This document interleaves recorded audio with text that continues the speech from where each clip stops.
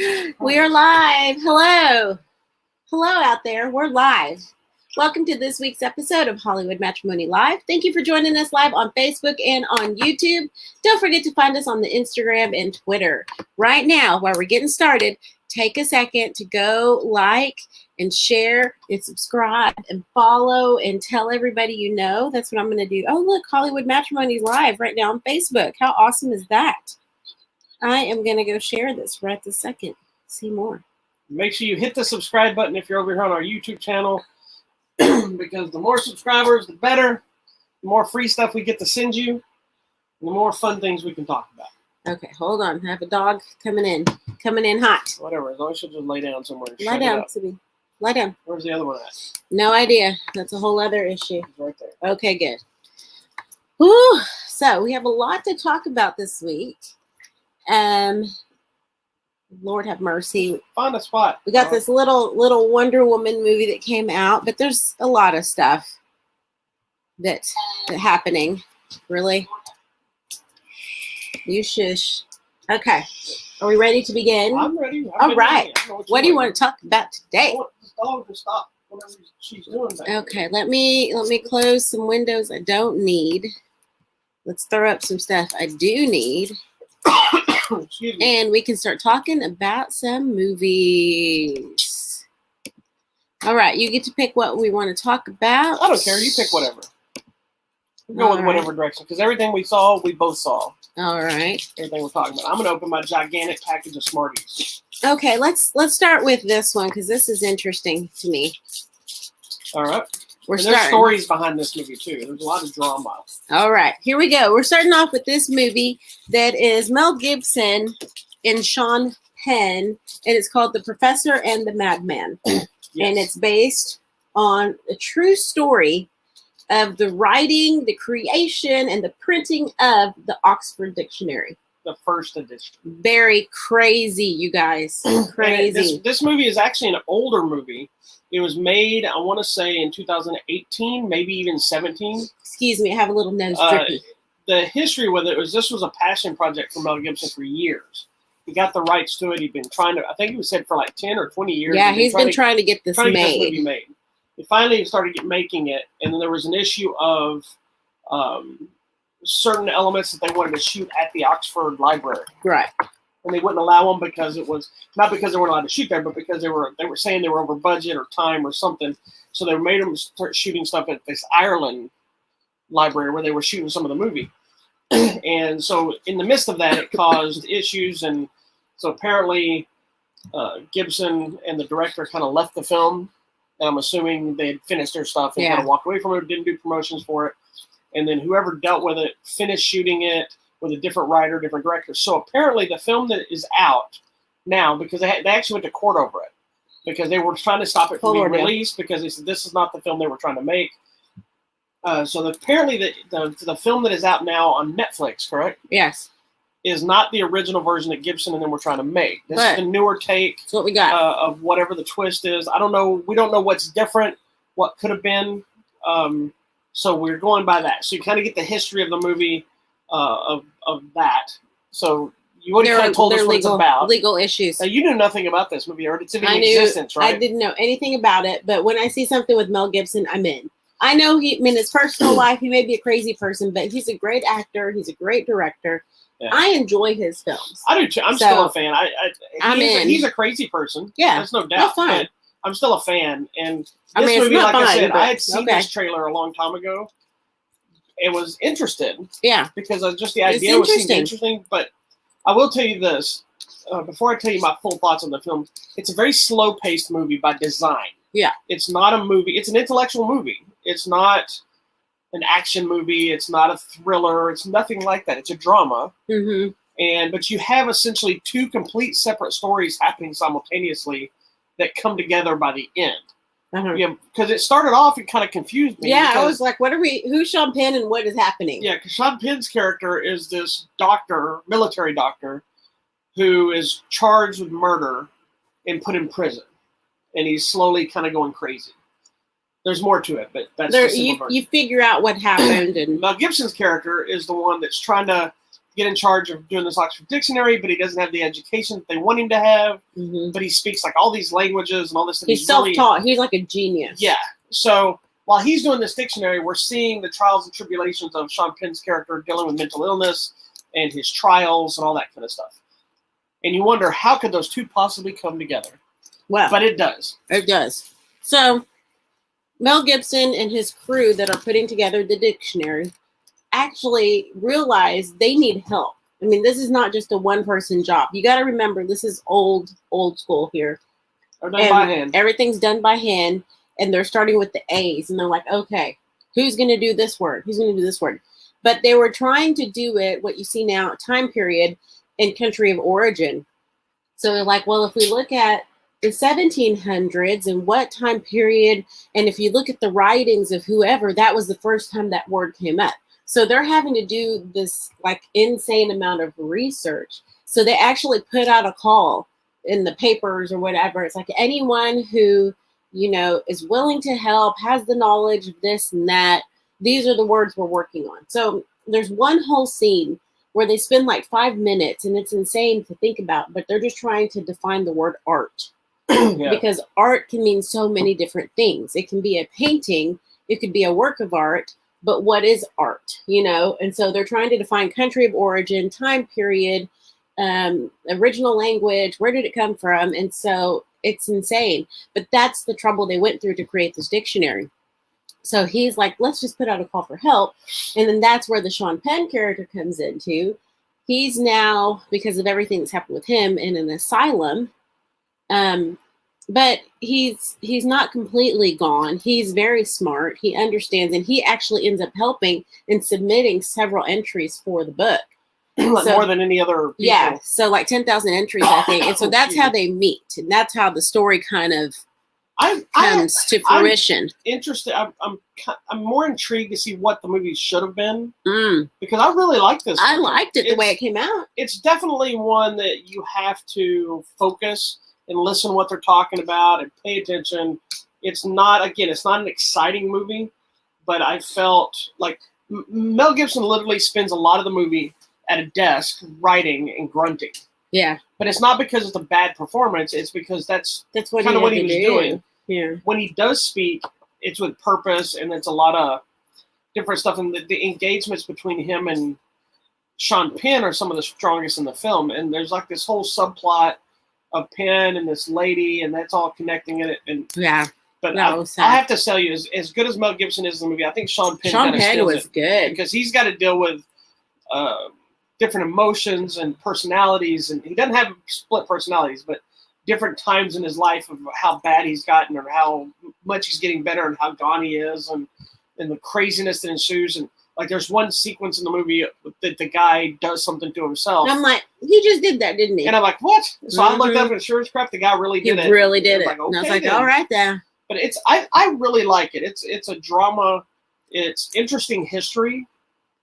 Even if we don't know if every element of it's factual. Yeah. But the layout, I felt it stayed engaging enough to keep your attention. Yeah, it was good. And Mel Gibson because you're thinking like, oh, it's a movie about a dictionary, but it's actually really good. Yeah, it doesn't sound like something to be interesting. It's about their lives and everybody that's touched by it, because just the putting out of a dictionary was a big deal, And throughout it, I mean, he earns an honorary doctorate, and things for his family change. And I mean, it's just following each one of them in their lives and how it intersects and all the people that touched by it. Yeah, I kind of said it a second ago. Mel Gibson's beard is epic. It is epic. And it's a really good beard. It's a really nice that beard for a little bit now. I like to see that all these older guys that are, action or well-known actors are now growing these big beards. Yeah, I love it. It's so good. Russell's got a big epic one. This is epic. Mel Gibson's got a big epic beard. And he had it in Fat Man too, which I still didn't get to see. Anyway, it's available on Netflix. It kind of dropped, suddenly, not secretly, but Gibson and them are not promoting it because they have issues with it, and it's not the film they wanted released. So there wasn't any big promotion about it. That's why you don't hear a lot about it. And it kind of seemingly came out of nowhere. I don't know how long it's been on Netflix, but it is there now. So The Professor and the Madman is available now. And it's really cool, guys. It's a really really good movie. It's like, he's like, oh, it'll take us 5, 6, 7 years. He worked on it for like 50. Like his and I think entire it still life. took 70 years before it finally got released, didn't it? Or the whole full thing. Because it's crazy. Crazy business, man. Crazy. Anyway, really good movie. Check it out. Professor and the Madman on Netflix now. All right. Now where do you want to go? Speaking of which, since you're saying earn an extra doctor, this has nothing to do with anything, but did you see the news story, since we're in the middle of a pandemic or something? Yeah. I don't remember what state it was. It might have been France. I don't remember. There was a story about all the immigrants that have been working in the hospitals and stuff. Where they gave them automatic citizenship? Yeah. Or bump them in the head? Yeah.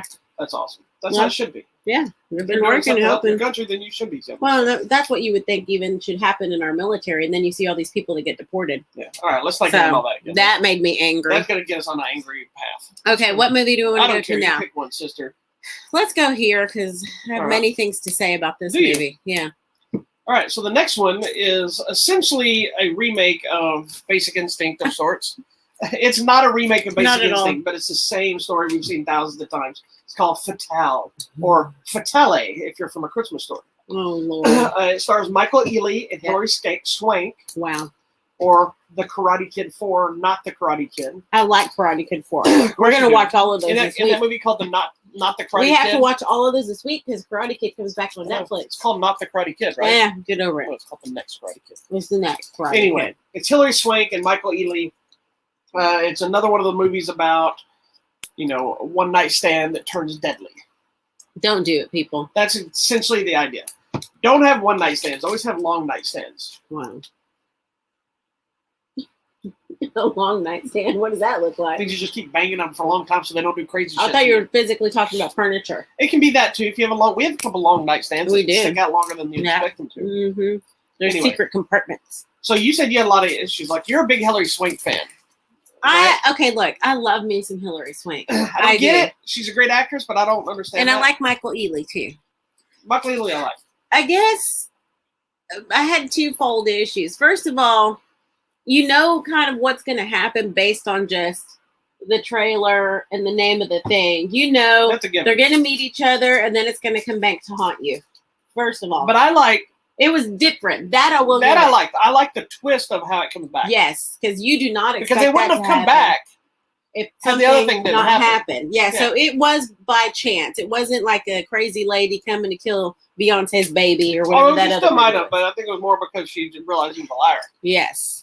So I don't know. That's just a be careful, everyone, who you hook up with, I guess. But also has Mike Coulter from Luke Cage. Oh, I just spit on myself. The guy that played Luke Cage. I think overall it was just...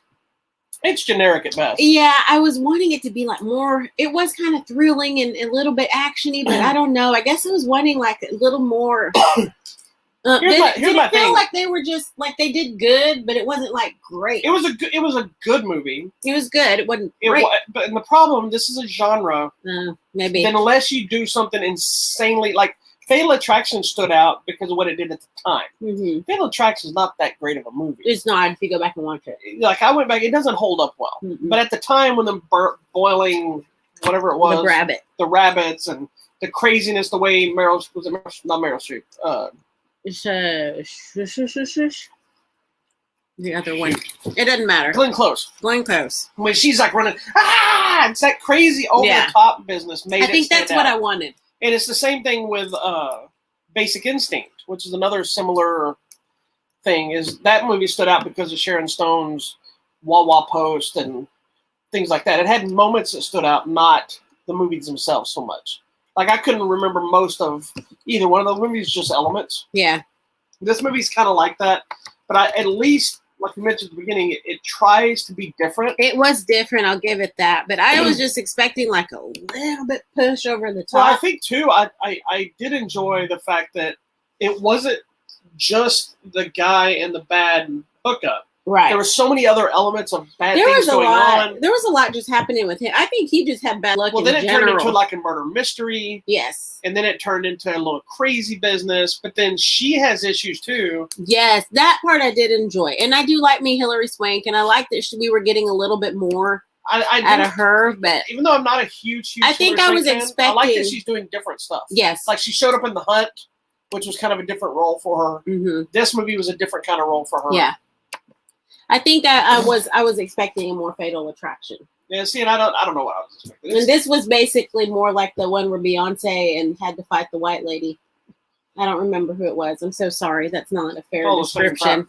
But this one at least had a cool twist in it. I love me Hilary Swank. Y'all already know that. I've said that 5 times. Sorry, can't help it. And I do like me some Mike Leahy. All right. Well, Fatale is available now, and I believe in theaters and maybe on demand and crap. I don't remember. On demand and crap. Well, you have to look at the review. I don't remember what I posted. Okay. Well, I'm going to post a link to the review right now in the comments. So Why haven't you done that while we're talking about it? You're supposed to say while we're talking about the movie. Well, I got excitable about the Oxford Dictionary, okay? It was actually a really thrilling movie. I really did like that movie. It was really good. I would say I liked that better than Fatale. Oh, yeah. I thought Given. See, that's what I'm telling you. It was good, not great. But it was good enough. And I know people have been wanting to watch Fatale. Okay, here's a funny one. Our friend sent me a message, and she's like, I want to watch that movie Fatale, and she typed it in. She's like, I hope I'm saying it right. I'm like, I have no idea how you're pronouncing it because you're typing it in the chat. That is the funniest thing I've ever heard. Oh my gosh. That might be the funniest thing she said. I hope I'm pronouncing this right. Silly woman. However you say it, it's right. I do like that poster, though. The poster is really good. Go to the very end of the review. What did I say about it, Felice? Well, it just says Lionsgate. I don't know if I buy Hilary Swank being all sexy and femme fatale. I think where I had I don't know why issue. Michael would have hooked up with her. I would have saw her tomorrow and went, That was where I had I would issue. either, if it was just a normal person, I'd be like, no thanks. Because I'm married. But if it had been Hilary Swank, I'd be like, oh. Hilary Swank just looks too tough. I'd be like, Hilary Swank, no thanks. Somebody's laughing about my comment about Beyonce and the White Lady. What was the movie, guys? It is a movie. It's Beyonce and the White Lady. Are you going to look it up? I'm going to look at movie. No, we don't need to look up Beyonce and the White Lady. I don't think that's going to come up as a movie. Although that should be a movie, Beyonce and the White Lady. Why don't you just go to IMDb and type Beyonce? She can't have that many movie credits. Because I want to see what it says. Obsessed. I typed in movie with Beyonce and the white lady who tries to kill her. Who is it? I don't know. It's Obsessed.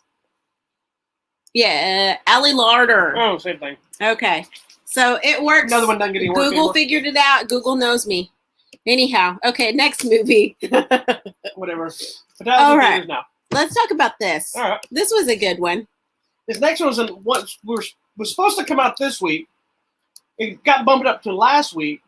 We ran out of time and couldn't go because we got sick. So we had to cancel our plans to go. Yeah. So we got to see it this week. And Finally. one I've been looking forward to because not only is it Paul W.S. Anderson who did the Resident Evil movies, it's also his wife in real life, Mila Jovovich. That's why she's in the Resident Evil movies. Even some of the Resident Evil movies that aren't that great, I still have fun with all of them. I like them all. But more than anything, it's got Tony Jaa in it, and it's gigantic monsters. Mm-hmm. That's it. It's based off a video game that I don't play, so I know nothing about it. I don't know if the creatures match the game. I do know that there was a story about them showing the creature designs to the game company creators, and they were super stoked about it. Oh, good. That's what matters. That's all that matters. So basically, the premise of the movie is there's like numerous dimensions of sorts, I guess. Or parallel universes. Worlds or whatever. We know that's true. And there's one world that has all these monsters and these like pirate type people, and there's the other world that's here. And this group of soldiers get thrust into that other world, and then monster madness ensues. Yeah. That's essentially the plot, correct? Pretty much. All right. Mila Jovovich's character. Absolutely nothing. Well, Mila Jovovich's character plays like the commander of this thing, which normally it could be a Megan Fox situation. We're like, what? No. But Mila Jovovich to me has proven herself in action films. Oh, yeah. So I kind of buy her as a tough chick that could be leading a squad. Yes, I agree. Her squad, on the other hand, were a little hit and miss with me. I'm okay with T.I. because I think T.I. can be rough and tumble. He's a little gangsta. He is, but he's too chill. Like, he doesn't come off tough. He was fine. He was good in this. But in Megan Good. I love Megan Good, but not in this kind of role. I know why you love Megan Good, because she's beautiful to look at. She got some booty, girl. You don't even know. But she's not Megan Good as a soldier. No. Because here's my problem. Hey. Here's my problem. This is the only problem I have with her right now. Megan Good? Yes. Okay. We're in the desert. Okay, driving her Humvee in the desert, Uh-huh. and she got her big old eyelashes on. Girl, No, she would please. have got ready before she left. You never leave the house not looking good. You told me that. You never leave without your eyebrows. Not in the military. You don't have time to be putting on your fake eyelashes. When you're a special all you need to do is you have to have your hair short or pulled up, and that's all you got to do, and you go. Was her hair short and pulled up? Her hair was always short. And maybe she had just found out they called her. I'm sorry. I don't believe you with your big old eyelashes. They went and looked for something. No. They went to look for another unit, so they were clearly No, not on. They got called to go out, so she had time to get ready. No. Don't be giving me no movie with Megan Good when Eat she the popcorn. ain't looking good. Eat the popcorn. Eat it. He's being a jerk about that. Yeah, lately. he doesn't want it. Anyway, and then I don't remember who the other guys were. They were fine. They were just. But Megan Good is good. Yeah, she is. Okay. But in the bigger picture of it all, It doesn't matter. Is very small portion. They're not in the movie that long. Mm-hmm. So I'll just say it like that. Here's the thing. We went to this movie, had no idea what we were watching. You've seen the trailer. The only thing I wanted was popcorn. And so I don't even know what it is. We sat down. I had no idea what movie we were watching. And I sat there. I was like, man, what movie are we watching? I said, but if I ask, you're going to get so mad at me. How are you so dumb? Well, because I'm there for the experience and the ambiance and the popcorn. I don't even know what we were watching. So y'all understand. It'd be different if I just said, hey, we're going to this movie and she hadn't heard of it.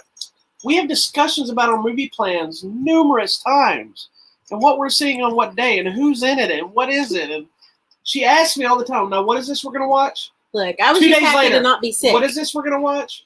Now, what is this one? Who is in this? And then we start watching, she goes, I had no idea. I had no idea about this movie. This shows perfection of marriage if she doesn't pay attention to anything I say. But also that I trust you and I love you and I just go with you. I go along with it. So don't be leading me to my death because I would just follow you. Now that I know that, she will not be on the show next week. Anyway, so the movie starts. I didn't know it was a video game. I didn't know anything about this. I don't know the game. I just know it was based on a game. I knew it was because of the music. The cool thing about it is they really brought it to life. Like I knew as we got into it, I'm like, this must be a video game. I'm thinking to myself. See, I didn't catch that, but I also probably wasn't listening to that. Because the music's like, wah, wah, wah. It's one of those where the classic video game, like, do, do, do, do, do, do, do, do, do. You know, that classic sound? I guess so. Anyhow, I loved the monsters in this. I did too. I thought it was cool. I thought the designs were cool. It made sense. There's parts of it where there's no dialogue, and even if there is, we're in a different world, so nobody speaks English. I won't know you know what the movie I'm talking about, but I'll be surprised. But you understand. But maybe you will know the movie I'm talking about, because sometimes she surprises me and knows crap that she shouldn't know, but she doesn't know anything she's supposed to know. Yeah. This movie, the connection between, because Tony Jaa and Mila Jovovich spend most of the movie together. Correct. So first of all, I was very, very excited that Tony Jaa was properly used. Yes. It wasn't Thank just God. Him walk on and leave. He got tons of fighting in it. There's 2 big fight scenes, and both are between him and Mila, which normally that'd be another one that I would have argued about, but she holds her own well in action, so I could believe her fighting Tony Jaa, maybe not winning, but I could believe her fighting him like that. But he doesn't speak the same language as she does, and so they can't communicate, and it very much reminded me of the movie Enemy Mine with Louis Gossett Jr. and Dennis Quaid. Oh. And Louis Gossett Jr. played this alien. And Dennis Quaid plays this Earthling astronaut. President saying they're stuck together for a long time. Yeah, and then I think they eventually be able to speak English and change them. But initially they can't communicate. Oh, yes. I love that movie, and I think it's one of those that I think a lot of people hated. But I love that movie. And that's the thing in this is like they don't speak the same, but you don't have to, because if you just pay attention, you figure out, oh, okay, this is what this monster does. This is where they go. This is where they live. So you figure it out. And I do like that it's a pretty simple plot, similar to your video game. You're here and you have to get to this tower here. Yep. And then you have to fight all the stuff in between. So it's so simplistic, but it works. And I was surprised because I've read a lot of people bashing about there's not enough monster stuff in it. There's not. I'm like the whole movie. Thing. The problem is I think a lot of people were expecting when you call it Monster Hunter, there was going to be tons of monsters, and there are, but there's only 3 kinds. There's one big one at the beginning that you deal with. There's one in the middles. And there's one at the very end. And then the one at the beginning still keeps showing up for a while through the movie. So you're dealing with a lot of stuff. It's just only 3 different kinds of them. But I think that was enough. I think you'd put too much in more. It would have been just ridiculous. It would have started looking like a video game where you're just trying to get to the next boss. Where in this case, you have to get through stuff. There's even a montage. We need a montage. As they're putting weapon things together. That was the other thing I was going to bring up. I loved the weapon. I loved that it was creative. They weren't very video game weapons. Yeah. But I like that it makes sense because it shows you all of these other vehicles and things that have been destroyed, so you know that people have been sucked into this on accident over the years. Like, and some of them are people that are part of that time period that were destroyed. And some probably were older time periods, so they're going through and rummaging through and creating these cool weapons. Yeah, which I really love. Well, and if I had one big complaint, it is a cheesy popcorn flick. Yeah, it's exactly when I came out of that movie, I walked in, wanted to see Tony Jaa kick ass. I wanted to see gigantic monsters destroying stuff.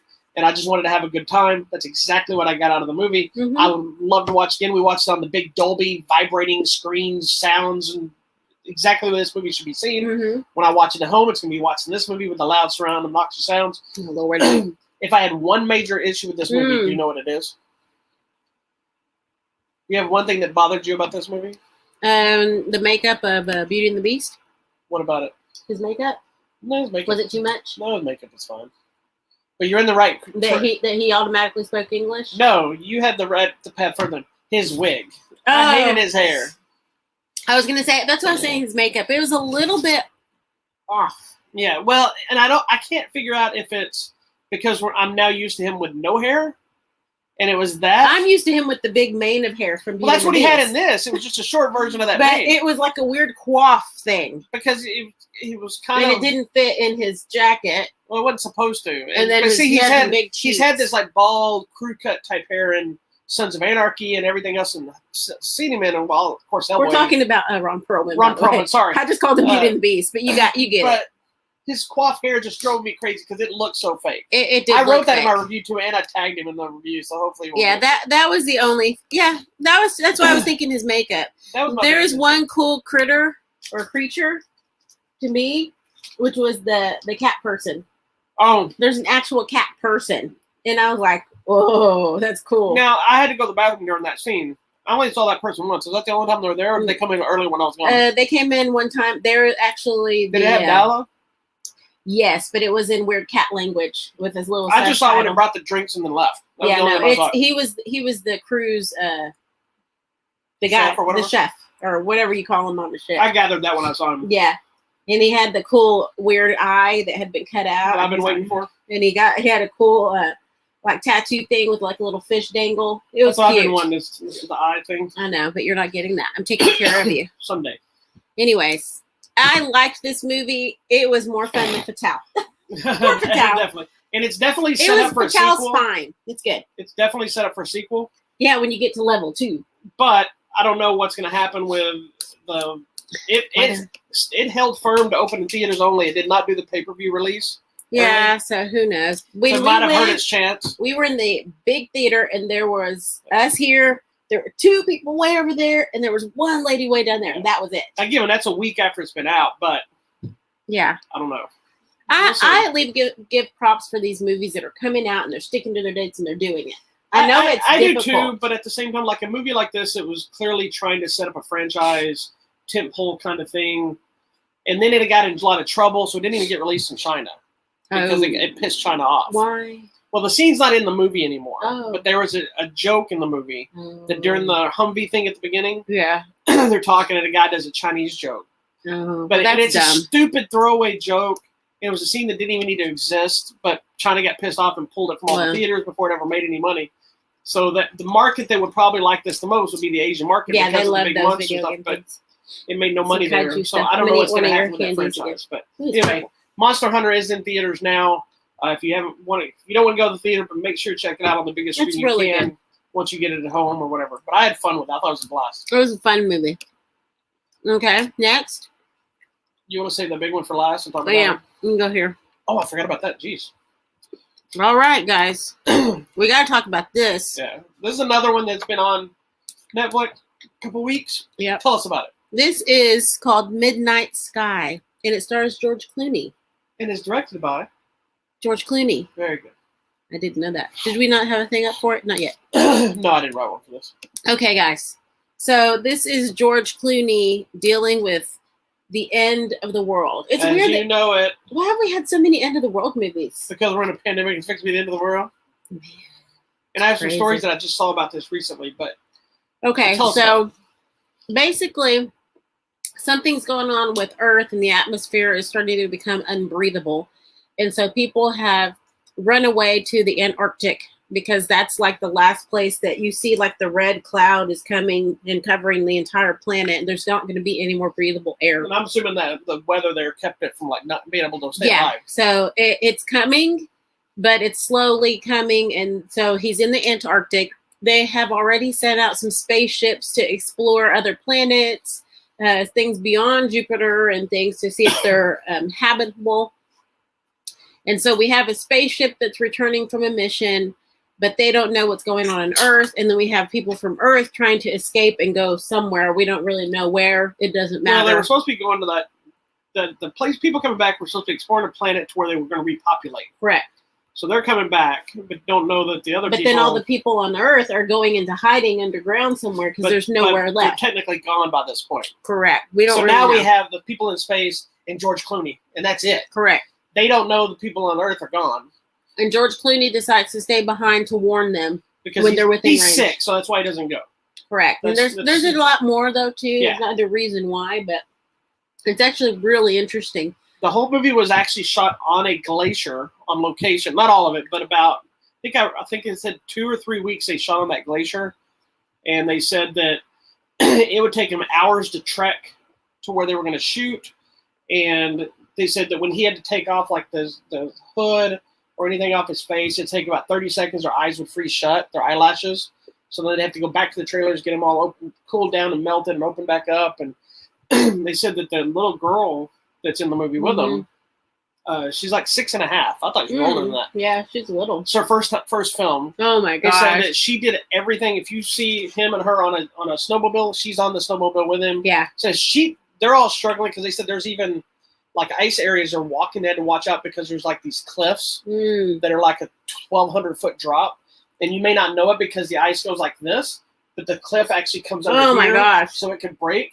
He said so they're all taking these extra precautions, being cautious and worried. And it's like she's laughing at everybody, thinks it's funny, but she's really good at it too. Good. And she says 3 words in the whole movie, maybe. And she's but you don't need her to speak because there's so much going on there. There's more action. The action side of what the movie's kind of a mix of a little bit of everything. Yeah, there's slow periods at time, but it's necessary. Yeah, it's like a drama about the human spirit and loss and redemption and all that kind of stuff. And it's about his You have life. kind of a sci-fi element of the adventure stuff going on in space. Yeah, and the things there's that a are lot happening. happening with them. They're struggling. Then you have like the man versus nature kind of oh my gosh. adventure. That one, there's this one scene that it would have just freaked me out. I know Which part? where he's sleeping in this Oh, trailer thing, and suddenly the ice starts breaking. So he wakes up and he's underwater because he's going into the ice. He said in an interview, he goes, "That's the one thing they did not shoot on the glacier because he would have died." Yeah, if the water. They had Yeah, to shoot that on the studio. They couldn't shoot him in water and on a glacier at the same time. yeah. Oh my gosh, Yeah, that would have freaked me out. Anyway, I really dug this movie. I did too. I've been hearing good things about it. I've heard a couple people said it was boring. Oh. I wasn't sure what to expect. He also has an awesome beard, by the way. He does. He has a pretty. These guys and their beards, man. I don't think he had. I think he cut it though. When I saw him, I have to look when he was on the camera. I think he had cut it. I like me some epic beards. But his beard has ice and stuff in it, so it's cooler. It is pretty cool, man. Hello there. Hi, little girl. I really dug the movie, and it's got a very cool twist. Yeah. That I kind of saw coming, but didn't see coming at the same time. Yeah, because then we're in the middle of the movie, and you're like, plot twist. I was like, oh my gosh, I get it now. Because you're not thinking anything about that as it's happening. No, because they set it up to be something else, and you're like, oh. Yeah, and then it's like plot twist. And when it does happen, you're like, oh my wait, what? And it's rare that a movie really gets that these days. Right. That's that well done. Like, yes. Because this movie doesn't do anything to tell you about the plot twist. When most movies tell you it's happening, then you don't catch it. This one leads you in a different. And then when it does it, you're like, oh, that's what. This movie doesn't do that. There's one cut that I thought was really weird when they were having their conversation at the thing when she asked the question. That was the one thing, and I didn't say anything at the time, but I'm like, that was a stupid cut. No, but it makes so much more sense when it twists. All very interesting. And then, so about half of the movie is him, and the other half of the movie is space is stuff. the space stuff. So we're following the guy. And we're not dealing with any aliens or anything like that. No. They're just trying to get back to Earth to let them know, hey, this planet's great. Let's go. Not knowing the Earth is already like, oh, too late. Anyway, so we have the guy from Early Edition. What's his name? Kyle Chandler. You can tell how old I am. Early I loved Edition. that show. You guys Early done Edition. so much other stuff, and you use Early Friday Edition. Night Lights. Whatever. Kyle Chandler. This lady, who was the other lady on there? Felicity Jones. No. Oh, Tiffany Boone. Tiffany Boone. And Felicity then Jones, Felicity Jones. Jen Urso from Rogue and One. then David Oyelowo. What about Demian Bashir? Oh, he was there too. Yeah. Anyways, man, he's good too. I like him. I like his accent. It's a great cast across the board. They're dealing with all of this drama in space, and so it's high drama everywhere. And then they finally connect, and I was like, "Oh, good! They're finally going to get to talk to each other." And then it's like, "Well, that was done." And it's even more frustrating and depressing. Yeah, it gets heavy sometimes. It is, but it's so good. And I think, well, we already know George Clooney's going to do a good job, but yeah. He does a really good job. And I feel like you said, it deals with the human spirit, how you deal with isolation, the end of the world, the end of your life. And what do you do when faced with those circumstances? And so I think all these things are going to happen on our planet. We probably won't be alive by then, but it's all going to happen. Like Greenland, Midnight Sky, it's all going to happen, my friends. So be prepared.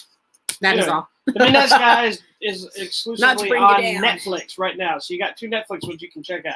All right. What We're else we going got? here. Our next one, we're going to jump all the way over to streaming on Disney+.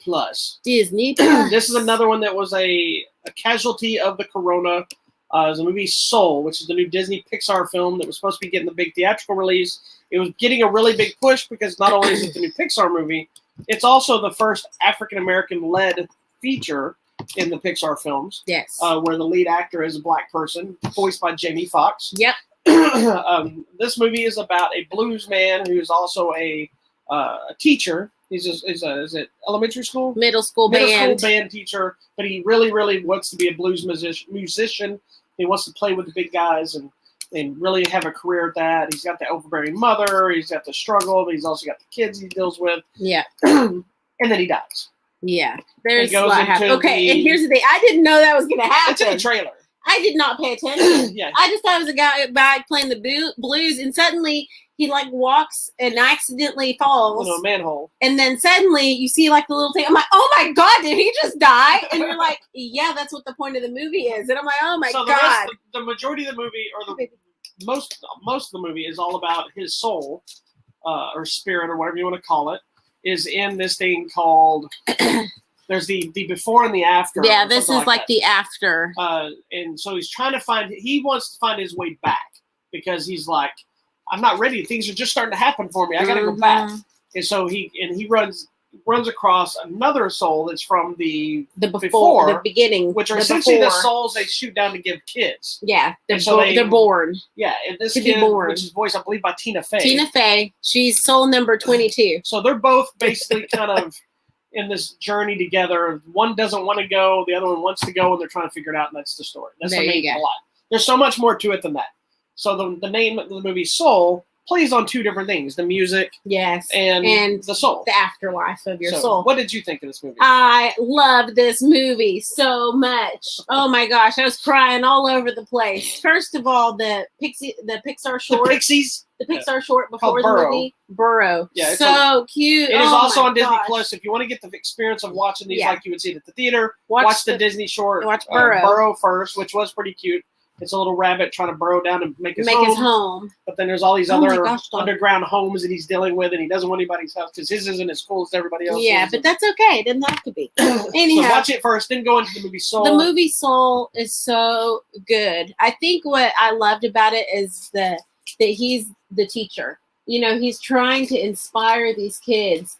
And I feel like even if you could just get one kid to listen, you've been successful. You deal with that. You know, trying to teach kids is not easy. So if you could get somebody to just pick something up, or when you find, like he did, someone that has natural talent and ability, it's like exciting. It goes, excuse me, it's the kids or the parents that I hear years later that tell me stuff. Like I have a girl in our class now who she's kind of grown up with us now. She was a kid when she started. She had a lot of, still does, has a lot of anxiety and all that kind of stuff. But now she's old enough. She got her license. She just got her first job. It's cool. You know, and her mom had told me, you know, we really appreciate you because we're not sure if she would be really ready for this had she not been in your class. And when I run across parents, sometimes they'll be like I ran into a kid at the rec center one time.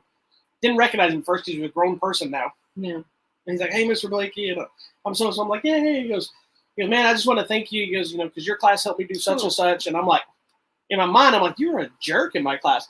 But apparently it clicks something stuck that you don't always know. So you don't always know who you're affecting.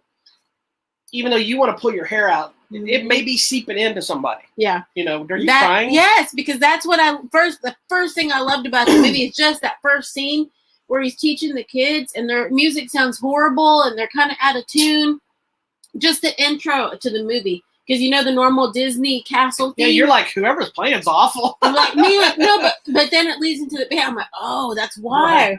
You know, and it was so cool and inspiring. So that's the first thing.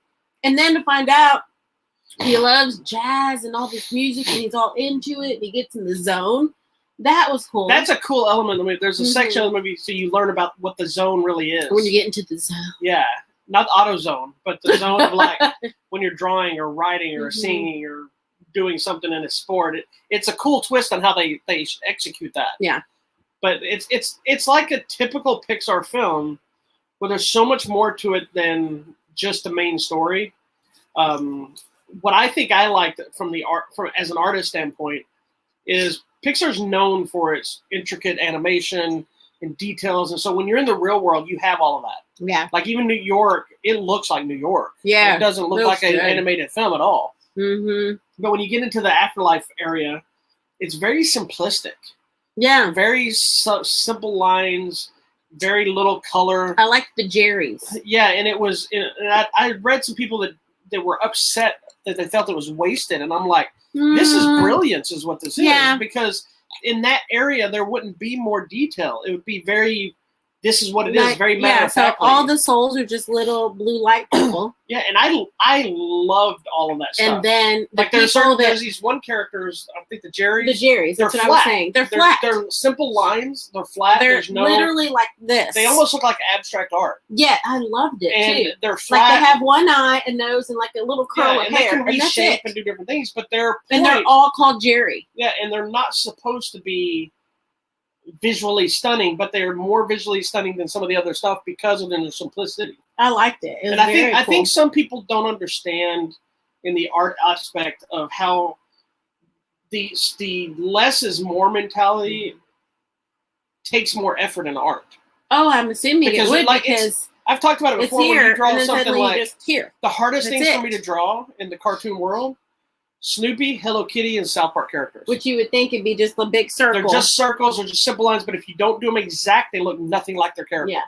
Where you could take like a Fred Flintstone, and you can draw Fred Flintstone in a lot of different styles and still know it's Fred Flintstone. Right. You do Hello Kitty slightly out, people are like, what is that? Yeah, because if it's not square, it's not round either. It's slightly this. Yep. And if you do it too short or too round, it doesn't look like her anymore. You know, and Snoopy's the same way. If you don't have the right inflection onto his nose, it can go too deep. Yeah. If it doesn't look like this little girl right here, you don't know it's a dog. Exactly. So I've over the years I've learned to really accept the simplicity and how much effort it takes. I thought, especially in animation, to make simplicity. And I liked the afterlife because you're assuming it's nothing, because where they're at is we're not seeing a heaven hell kind of thing. We're seeing the journey to you're going to earth. It's all the in-between. It's all the in-between and stuff. then the after, you're going up to now heaven or whatever. It's in the in-between stage. And so the Jerrys are monitoring, oh, here you go. You need to go here. You need to go here. So I loved that. And they very much reminded me of like things like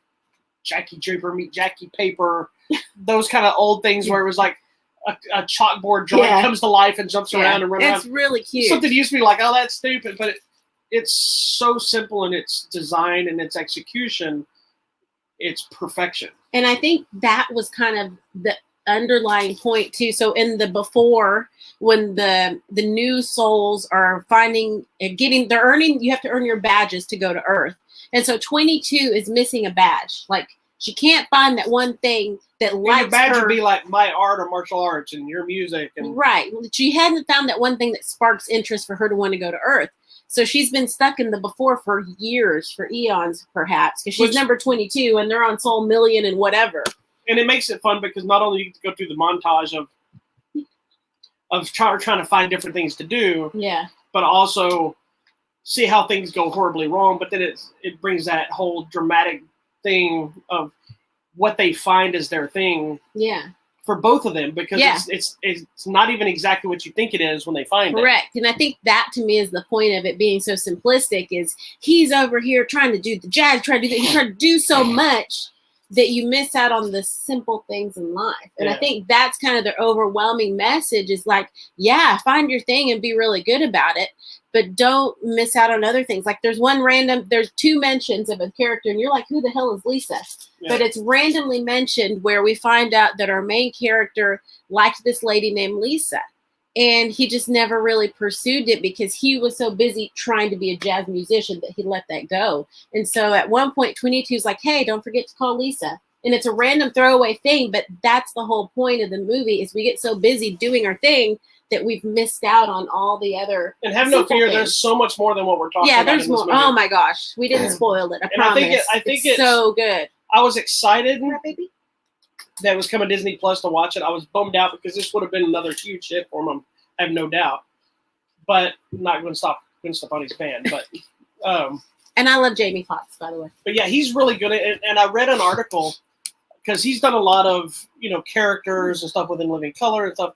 And he was saying about what was that? And that was the other dog. Oh, it was talking about like he's in his career he's been lucky enough to never have to turn down his blackness per se. Correct. Because he said, and when his first TV gig, he was really working on Living Color, which was Keenen Ivory Wayans and all black writers. And then he had the Jamie Foxx show. He said he had all black writers. So he said when he got to this movie, he knew it was kind of a big weight carrying the job of being the first black lead in this animation type film genre for Pixar. But also they were like, what kind of character you want? We're like, no. We want Jamie Foxx. That's why his voice hasn't changed. Yeah, I love, and I think also too knowing that he did Ray, well, because Ray he's Charles, a singer. he gets it, he's like he multi-talented. understands the music, Yeah. and I feel like you got that whole vibe that he got it. He has And when he's obviously talking the about the passion, jazz and how it moved, I mean, it's so moving. So This is such it was a great just movie. him getting to be him as this character, which I think made it more than it. Yeah. He tried to make some weird voice out I of it. agree. No, it's just him. My favorite character in the whole thing is the cat. Just know that. It doesn't mean anything right now, but the cat is the best. It's so dumb. I know. I don't care. I loved it. And I do love that we had a really good black cast in all of it. Because you get what's her name? Hold on. I'll tell you who. Felicia The Rashad. mama. But then also the lady that's the jazz lady. You know who plays his ex-student, the drummer? I saw that it was the guy Questlove. from Questlove. Yeah. No, Angela Bassett is the jazz musician he's working with. And then I do like, there's that one character that calls him and he's like, hey, Mr. Gardner, can you please come do this? He's like, dude, like you graduated a long time ago. You That could was just, Questlove. okay. Yeah. He's the one like, just call me Joe. But he's You like, want this last no. Yes, please. So, and I think that's like you, like we have kids that'll come back and like, I'm Mr. Blakey even I'm like, call me Bobby. No, okay, Mr. Blakey. yeah, but like people will come back now with their own kids to class, and we're like, woo, you've been teaching this class a long time. Nothing makes me feel. Let me tell you, the oldest I've ever felt. It all happened in the same time frame.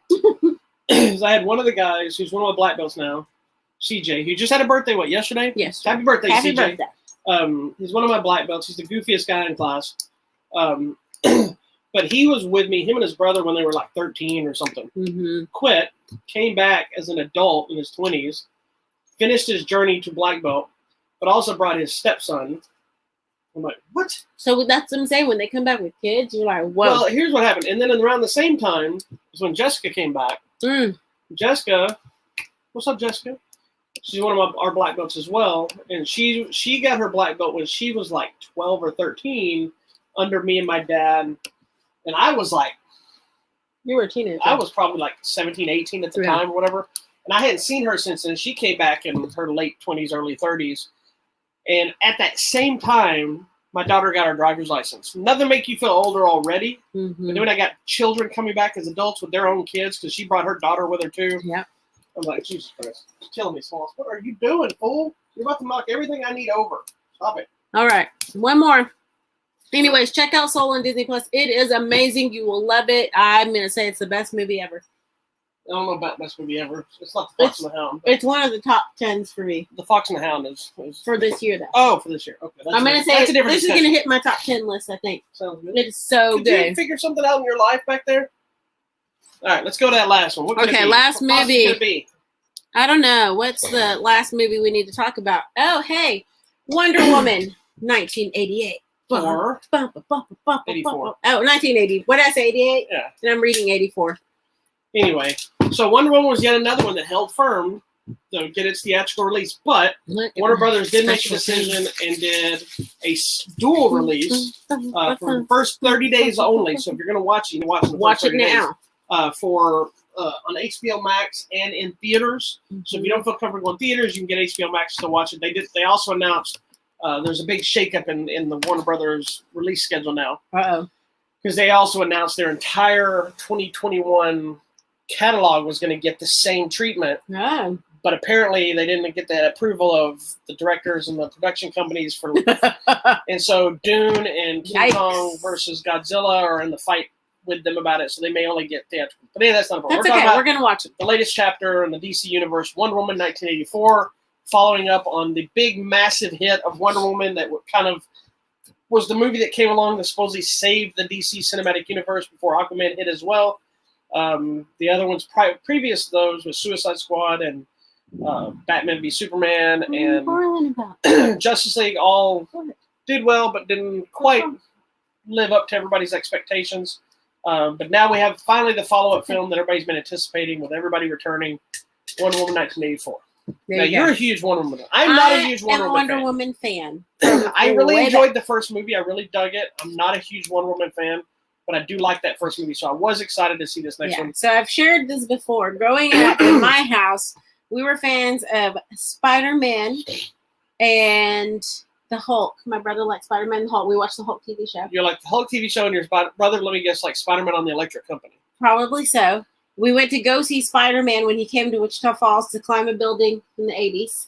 And then we were a fan of La Mujer Maravilla, which is Wonder Woman. And specifically because Linda Carter has some Hispanic roots. And she's got the fart disease. So we were all in on Wonder Woman, and we watched the heck out of that show. And see, and I had a crush on Linda Carter as a little kid as Wonder Woman. But I was never a big fan of that show. I watched that. I watched the Hulk like everybody did. But I never was like, oh, Wonder Woman. I just like Wonder. I used to tell people Wonder Woman was my girlfriend. Oh, that's nice. Well, and then I got older and I looked at her. I'm like, really? Oh, I never really. I don't find her attractive at all. That's okay. You don't have to. I mean, even then, strange because we're married, so don't find anybody attractive. I just told you about making a good I know, movie. but let it go. I'm not. Anyway, let me so tell then you, we get to the this coming from the woman who has numerous times told me she would leave me if somebody showed up.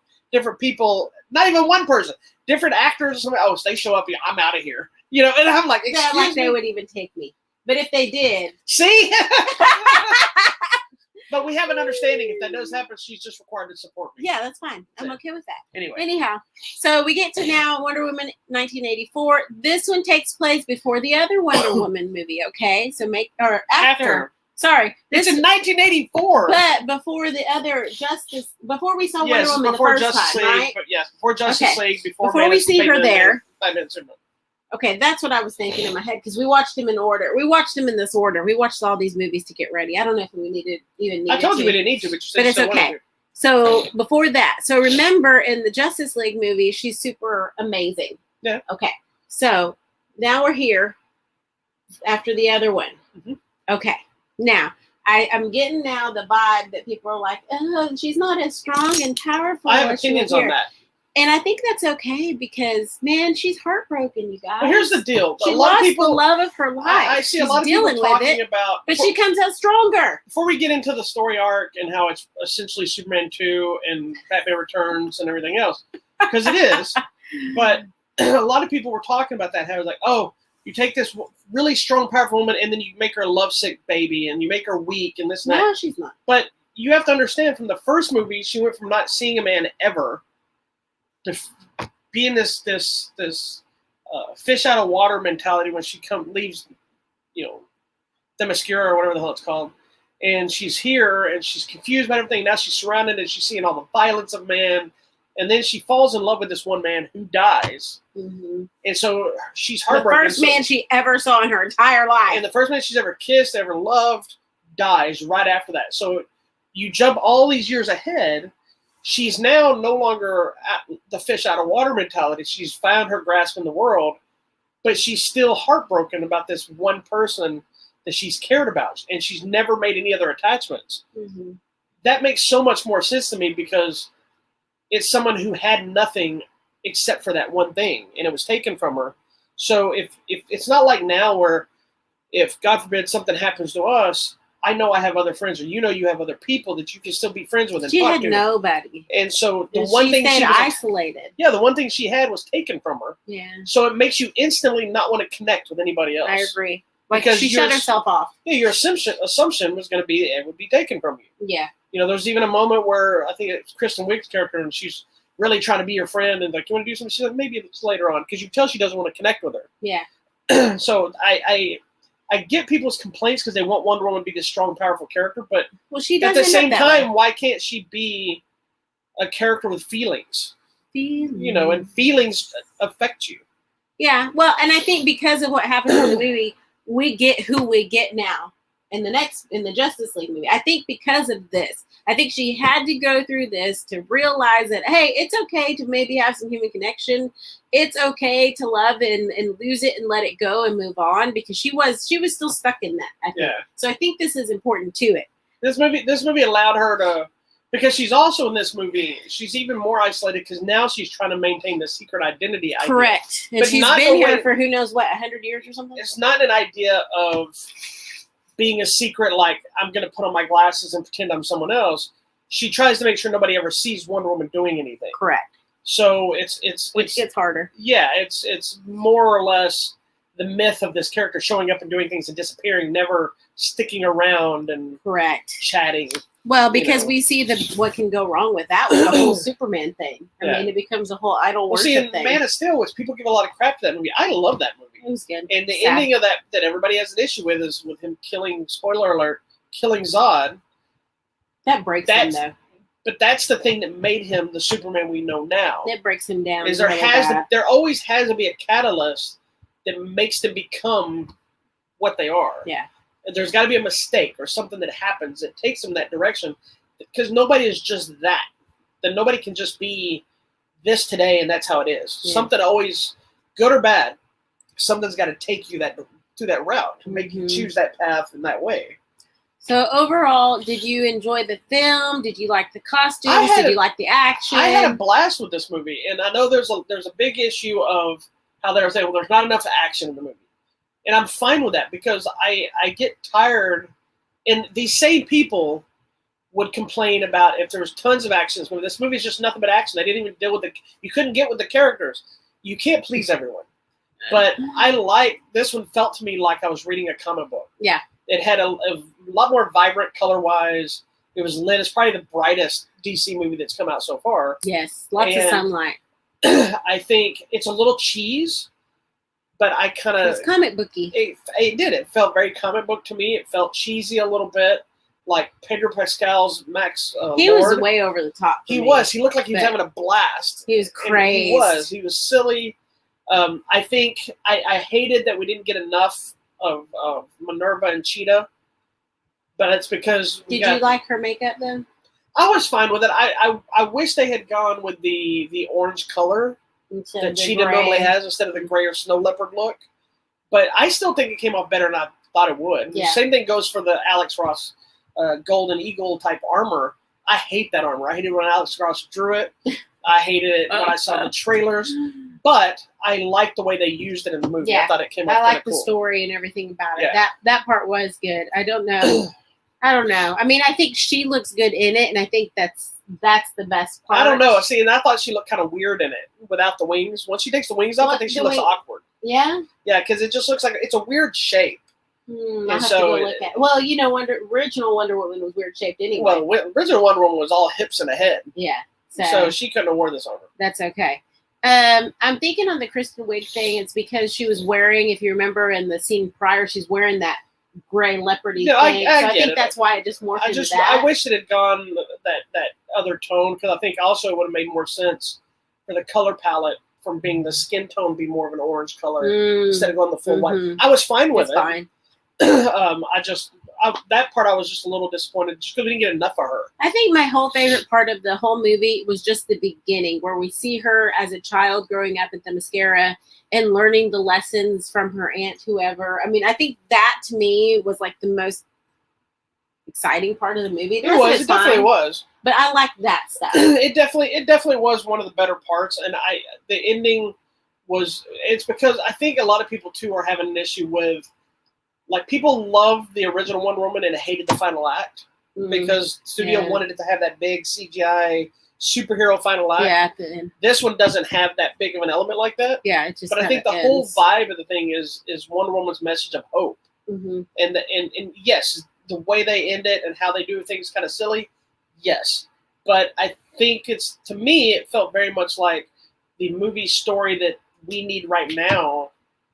That when they made it, they didn't know we were going to need it right now during this pandemic and having this kind of message of hope and things are still going to be okay. Yeah. And you be yourself. That you're not, well, I like the whole idea that, like, hey, you're not alone. Yeah. We've all had these problems. I get it. And I do like that. We won't give away what happens, but I mean, she's basically sharing and emoting everything she had to go through. And I think that's what makes her the stronger Wonder Woman we see later. I agree. And I think also, the nods to the old classic Wonder Woman stuff that people know and that have been wanting. She's sleeping with her head off the couch. There's some nods to cartoon comic book Wonder Woman stuff that people really wanted to see that I don't want to spoil. There's even nods sort of to the old TV show. Yeah. But I like there's some fan service stuff in there without making it a part of the main part of the story. Yeah. It's just kind of injected. But I was even surprised that I didn't mind the Chris Pine story, the way it worked. Yeah. But the whole idea is what they were giving us in this movie with her and Steve Trevor was a thing we didn't get in the first movie. The first movie they meet and they're in war. Correct. This movie you get to let them build the relationship that they never got to. They were starting to, and he died. Yeah. This one you're getting that. And the way this would have played out in a comic book is all this would have happened over a series of 50 to 100 issues of all these different things, but in a 2-hour movie, we got to kind of speed it along. And in the meantime, it's building up all this other stuff.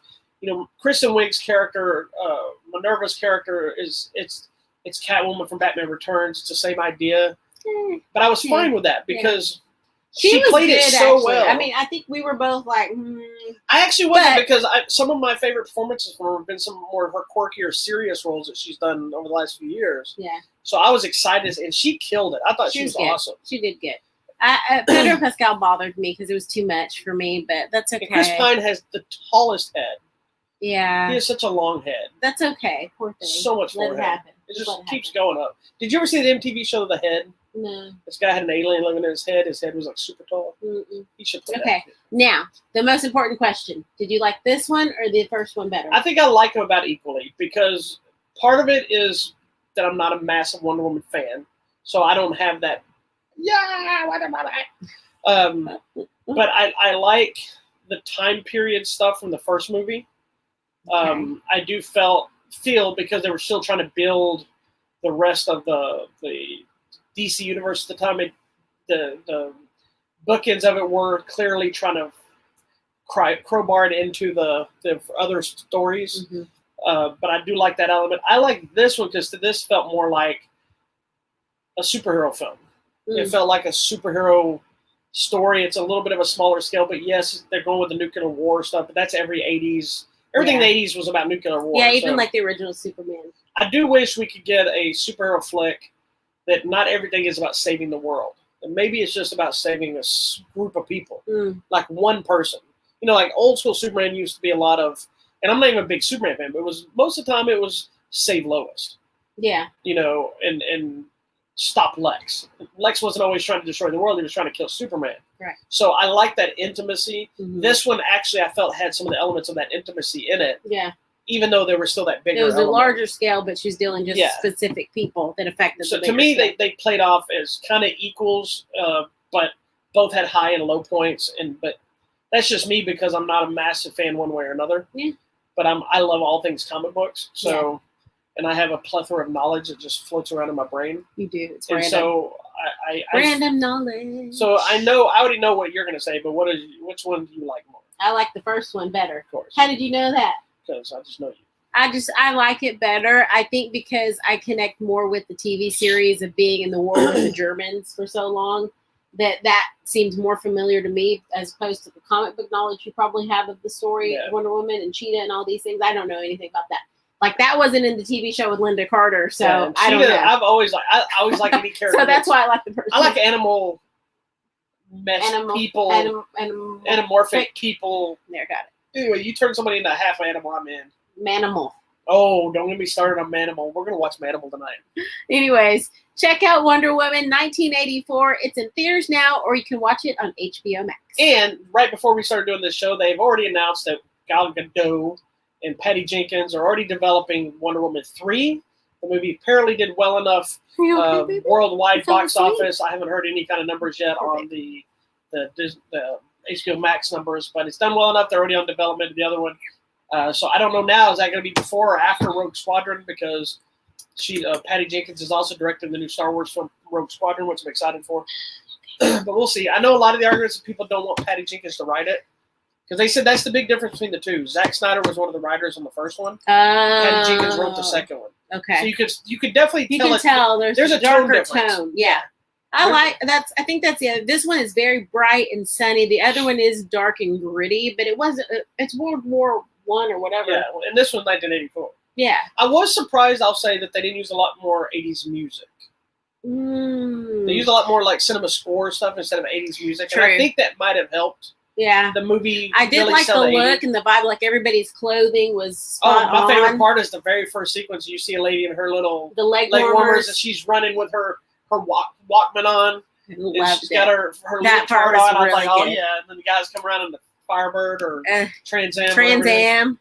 Back in the day, that car was amazing. I know, I love that. It's car. so cool. Anyway, anyhow, check it out. Stay through the credits. There is a mid-credit scene. It's kind of stupid, but it's also nostalgic fun for people if you're a fan. There you go. I was a little disappointed in what the scene was, but it is what it is.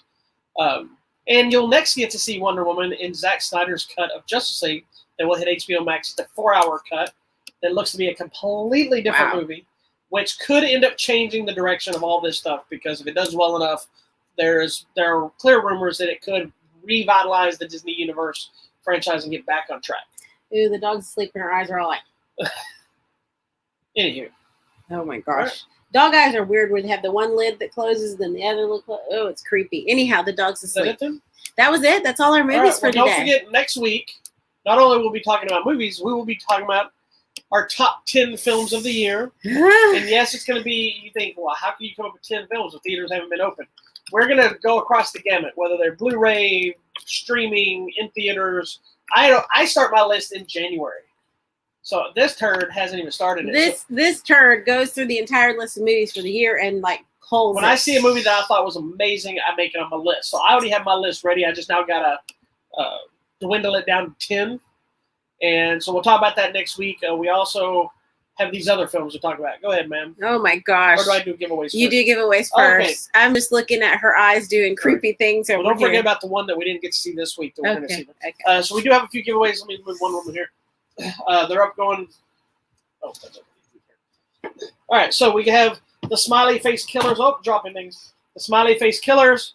We got copies of that to give away. I never saw that. It's right there. We got copies of the opening act on Blu-ray. We talked about last week. Okay. Get that right there. Then we still got a couple of copies of Tenet on 4K. If you haven't checked that out, it's one of the big ones that opened this year, earlier in the year. The Wolf of Snow Hollow, werewolf film we talked about last week. And newly to the group is the Scott Adkins martial arts 80s video game comedy action film Max Cloud. give away all these, and there's some other stuff that are coming down the pipeline that may be after the new year. But please get on the website at HollywoodMatrimony.com. click on contest, and you can enter to win one, if not all, of these lovely features. You want it. You know you want it. Go to the contest button. Oh. All right. So we missed the news of the world with Tom Hanks because So we will be talking about that next of week. illness, but that's okay. We're going to catch it up. Coming out this week, let's see. There's some things. I'm going to skip some of these things. We're going to move on to January. Can you believe it? It's January. I know. When next you see us, it will be A new year. 2021. I don't even know what this is. What? Shadow in the Cloud. I don't know. Okay. There may not be a ton, Coming out Friday. Nope, there's not. That's it. Because that's New Year's but we'll have something Day. to talk about one way or another. We'll have some We'll be stuff. talking about news of the world for sure. Yeah, and I'm sure there's some stuff coming out on the line. So The we'll same watch it. thing kind of goes for the Blu-ray release stuff. It's kind of small this week. It always is because of the holidays. We have Honest Thief with Liam Neeson that we've talked about on this show. It's going to be hitting the Blu-ray and DVD. We have a movie called The Last Warriors, Two Ways Home. I don't know what that is. The Last Shift, which actually looks pretty interesting. And that's pretty much it. Okay. Not a whole lot. All right. There But you go. hopefully, next week we can announce some of our new projects we're going to do. We were supposed to be doing something else big this week, but it's not going to happen now. So just don't look for special things popping up like we promised. Okay, Our great. vacation got canceled. Yeah, sorry. We did Should we bad. tell them what we were going to do? No, No. it's too But depressing. now they're going to worry about it. We're okay, thank They're you. going to be concerned the whole time. I'm Yeah. like, no, they're going to be concerned of what could have been. We were going to do special live from our location. All right. Anyway, That's not happening. but it will happen in the future, just not this week like play. All right. Thank you so much for watching this week's episode of Hollywood Matrimony Live. We will see you next week. Make sure you go to our website, HollywoodMatrimony.com. Find us on Instagram, Twitter, Facebook, and the YouTube. Go like, share, tell everybody you know. Thank you so much. And tell people you don't know. There you go.